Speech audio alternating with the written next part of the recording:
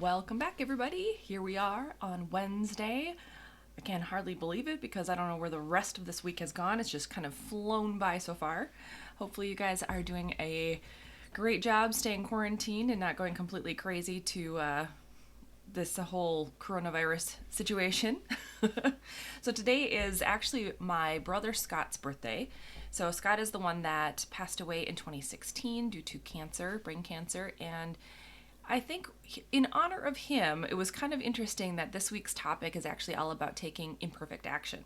So I don't know what inspired me to write that particular podcast and try to talk about that whole concept a little bit more, but really it came down to, I guess maybe it was because for Author Revolution, I'm working on Rapid Release Roadmap.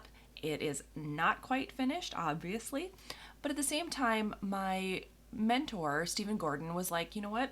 Why don't you stick it out there? Why don't you try to see where the interest levels are at, figure out what people are thinking when they're reading, or obviously at some point going to be watching the different videos that are going to be inside the course, and get their direct feedback. And I was like, that's actually really clever because I do that with my books. Why not with my course?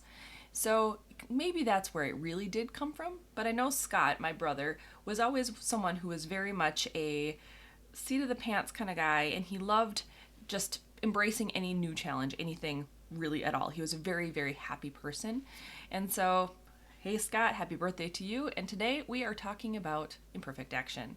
So what I would like for you to think about is, especially in your author career, what aspects can you use this imperfect action aspect for? So for instance, can you write your book that you've been talking about writing forever and just go for it even though you maybe feel like you're not quite there or don't have the right tools to be able to write the story well enough? I know a lot of authors feel like their story, they have a really cool story idea in their head, but they feel like it's bigger than they are. And that is something that really holds them back because they don't feel like they are ready to dive into story creation.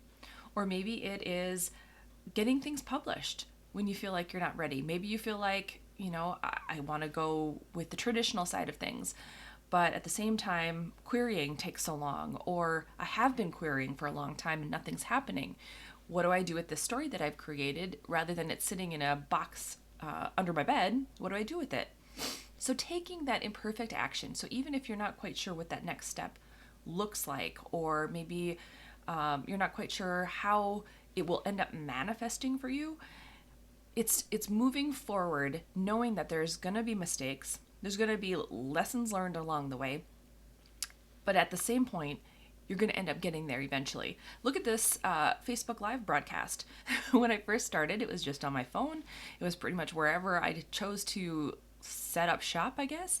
And then when I was trying to figure out how to do the scheduling aspect of it, it took me maybe 3 weeks of actually trying to get everything organized, get my brain to work properly, because it wasn't the only thing I was working on.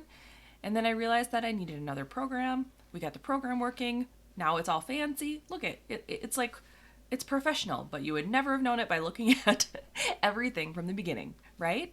So when you get to that level, when you know that you're going to move forward, even if things aren't perfect, that is where the magic happens, because eventually you get better.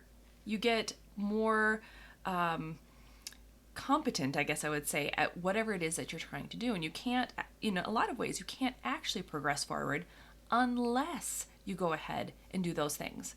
So writing a story is just like that. You're not going to understand the whole overarching theme of how writing a story works until you've been in it and you've done it and you've gone from point A to point B and you have a finished manuscript in your hand, because you're just not going to understand your version of the process.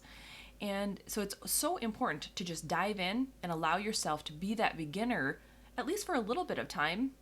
Not everyone will take the same amount of time, but at the same point, you need to be able to give yourself the grace to be able to make mistakes and be okay with that, because it happens, and it happens to every single one of us.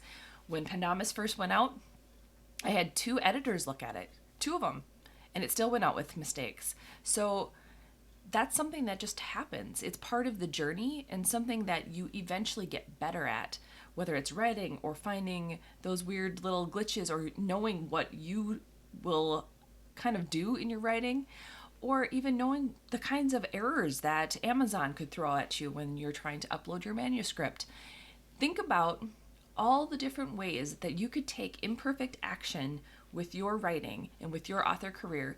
And I want you to take, I challenge you, it's a challenge. I challenge you to take one of those areas and just choose to, for the next 30 days, start working on it. Start making it better, whether it's getting that writing done or creating a social media channel that you've been thinking about doing for a while. Hello, TikTok people.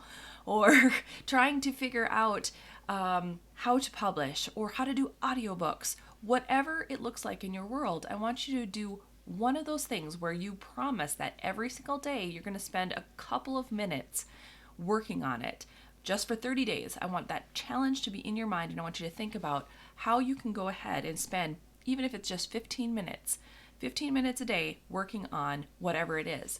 Because eventually you're going to find that those 15 minutes add up. I mean, 15 minutes over 30 days is what, 7.5 hours? That's a lot of time.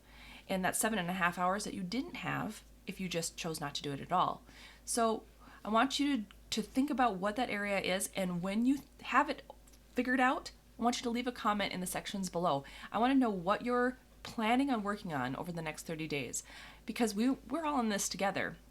So for me, one of the things that I am obviously challenging myself to work on every single day is Rapid Release Roadmap and getting that course finished so that it is up and out there. And if I have to be recording in my beautiful studio, which is my office, in the middle of the night because everybody's quarantined for like the rest of the year, then that's going to be what's going to happen. But right now I'm still in writing phase, so I'm okay. But I do promise that every single day I am in that course and I am working on different aspects of it. So what is it for you? What does that look like? I want you to let me know, and then let's celebrate together and we will cheer each other on. All right, those are your marching orders for this week. We're going to see you next week, and have a great one, guys. Bye for now.